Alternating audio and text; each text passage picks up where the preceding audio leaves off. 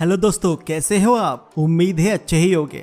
दोस्तों, आज हम इस वीडियो में बात करेंगे थाईलैंड की, जो साउथ ईस्ट एशिया में मौजूद एक बहुत ही खूबसूरत सा देश है। थाईलैंड 5,13,120 स्क्वायर किलोमीटर में फैला हुआ दुनिया का 50वां और एशिया का 14वां सबसे बड़ा देश है। इसकी जनसंख्या करीबन 7 करोड़ है, जो हमारे मध्य प्रदेश राज्य के बराबर है। इस देश की करेंसी है थाई बात, जो भारतीय रुपए से लगभग 2.5 गुना है। मतलब एक थाई बात करीबन 2 रुपये 35 पैसे के बराबर पड़ेगा। थाईलैंड भारत से 1.5 घंटे आगे है और यहाँ का कंट्री कोड है +66।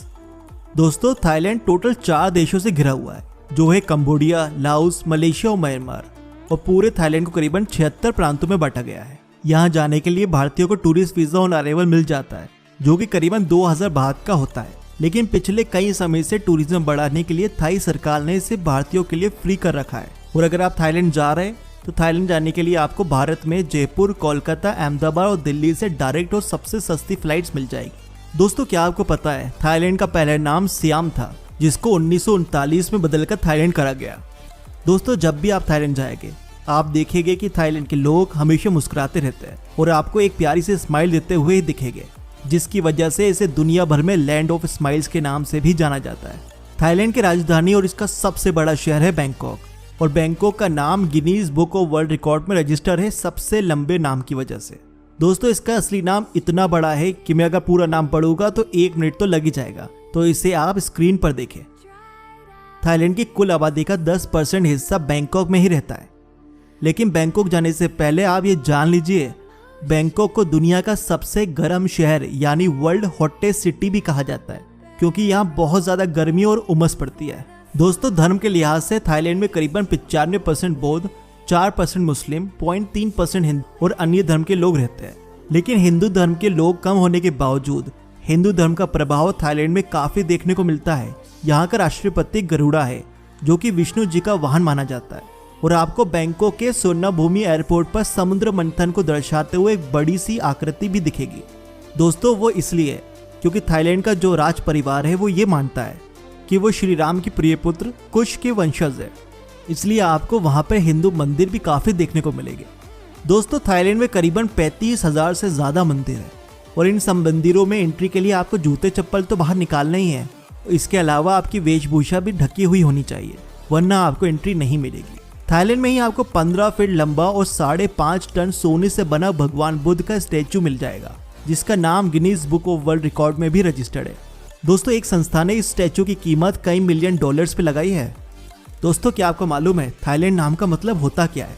नहीं मालूम तो हम बता देते हैं। थाईलैंड नाम का मतलब होता है लैंड ऑफ फ्री, यानी एक ऐसी धरती जो हमेशा आजाद रही हो। और ये बात सच भी है, क्योंकि जब यूरोपियन कंट्रीज जैसे ब्रिटिशर्स, फ्रेंच, स्पेनिश ने लगभग हर देश को ही गुलाम बना रखा था, तब भी थाईलैंड उन गिने चुने देशों में से एक था जो कभी इनका गुलाम नहीं बना।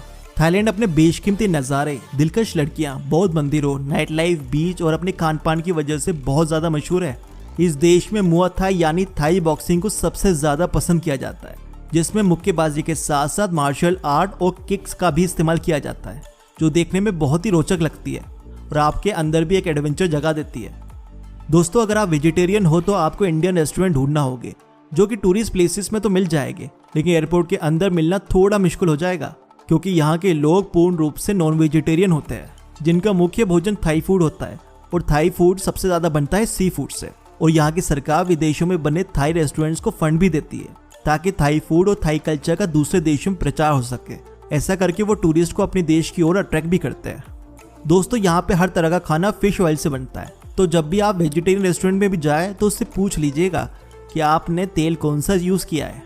दोस्तों, खाने पीने की बात हो ही रही है तो मैं आपको बता दूं कि दुनिया की सबसे मशहूर ड्रिंक रेड बुल का आविष्कार भी थाईलैंड में ही हुआ था।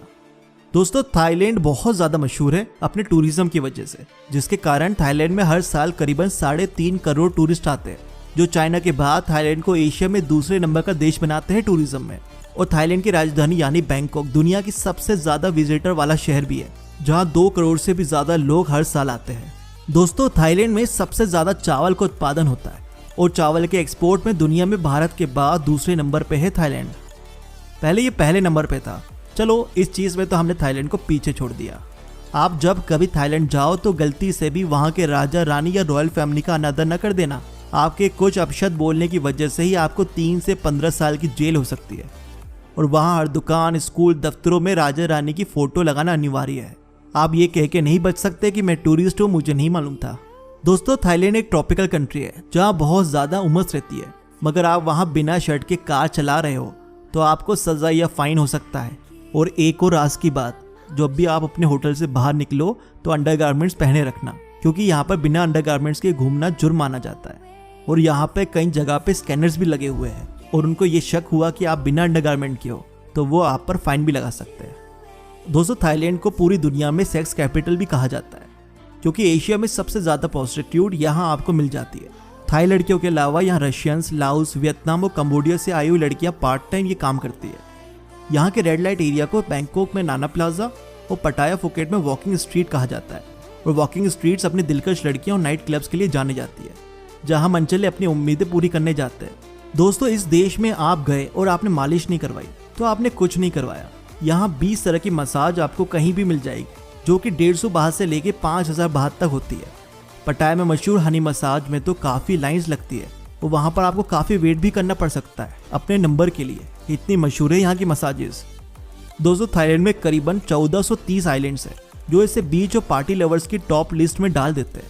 चलिए जानते हैं यहाँ की कुछ फेमस टूरिस्ट स्पॉट्स के बारे में। फी फी आइलैंड, ये एक आइलैंड ग्रुप है थाईलैंड में, जो कि कराबी प्रोविंस का पार्ट है। यहाँ पर बहुत ज़्यादा हॉलीवुड मूवीज़ की शूटिंग की गई है, जिसकी वजह से ये आइलैंड पूरी दुनिया में काफ़ी मशहूर है।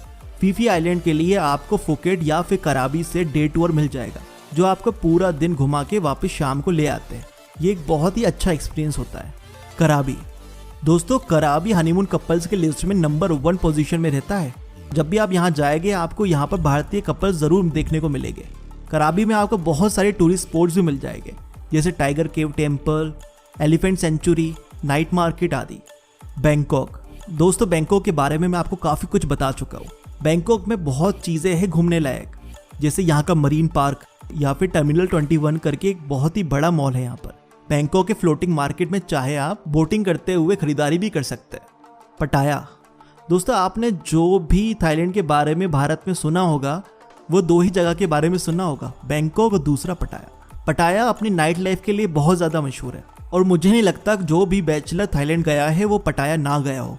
पटाया की वॉकिंग स्ट्रीट्स में आपको बहुत सारे नाइट क्लब्स मिल जाएंगे, जहाँ पे बहुत सारी गतिविधियाँ होती रहती है। दोस्तों, थाईलैंड में बहुत सारी जगह है जिसकी हमने इसी चैनल पर डिटेल में वीडियोस बनाई हुई है, जिसे आप देख सकते हैं। दोस्तों, क्या आपको पता है थाईलैंड देश में आपको दुनिया का सबसे छोटा जीव यानी मैमल, बम्बल बी बैट और दुनिया की सबसे बड़ी मछली व्हेल शार्क, दोनों ही चीज़ों को देखने का मौका मिलेगा। दोस्तों, थाईलैंड में कुछ स्कैम्स भी होते हैं और इनके बारे में आपको ज़रूर पता होना चाहिए। मैं आपसे यहाँ शेयर करता हूँ 2 ऐसे बहुत ही कॉमन स्कैम्स जिसमें हम भारतीय बहुत ही जल्दी फंस भी जाते हैं। पहला है लेडी ड्रिंक स्कैम, जहाँ किसी भी बार में एक खूबसूरत लड़की आपके पास आ जाती है और आपसे बातें करने लगती है। आप खुश हो जाते हैं और उसके लिए ड्रिंक ऑर्डर कर देते हैं। क्लब और लेडी दोनों आपस में मिले होते हैं और लेडी को ड्रिंक की बजाय पानी में रंग डालकर दे दिया जाता है, जिसे वो आपके सामने ड्रिंक बोल के पी जाती है और आपको एक लंबा सा बिल थमा दिया जाता है। ये स्कैम ज़्यादातर बैंकॉक में होता है। सोए कॉबॉय और नाना प्लाजा में हो रहा है। इन स्कैम से आप सावधान रहें। दूसरा स्कैम है नज़र हटी दुर्घटना घटी। यह स्कैम ज़्यादातर भारतीयों के साथ ही होता है, जो थाईलैंड उन खास कामों के लिए जाते हैं जिसके लिए थाईलैंड इंडिया में जाना जाता है। दोस्तों, कुछ लोग उस तरह का खास काम करना चाहते हैं, लेकिन वो अपने आप को बहुत ज़्यादा शाणी भी समझते हैं। वो उन खास काम के लिए किसी क्लब में या अच्छी जगह जाकर कांटेक्ट नहीं करते और वो पटाया की गलियों, पटाया बीच के आसपास अपने अरमानों को सस्ते में पूरा करने के लिए लड़कियों से कांटेक्ट करते हैं, जो बहुत ही सस्ते रेट में उनके साथ चली तो जाएगी, लेकिन बाद में चालाकी से खुद ही वो प्रोटेक्शन को फाड़ देती है और आपसे आपकी लापरवाही के लिए बहुत से पैसे मांगती है। याद रखना, थाई पुलिस भी उन्हीं का साथ देगी और आपको पैसा देना ही पड़ेगा। तो आप अपने आप को कितना भी चालाक समझते हो, ये याद रखिएगा कि आप दूसरे देश में हैं और वहाँ पर आपकी नहीं उनकी सुनी जाती है। तो दोस्तों, ये वीडियो कैसी लगी मुझे कमेंट में ज़रूर बताइएगा और नेक्स्ट टाइम कौन से देश का वीडियो देखना चाहते हैं वो भी बताएं।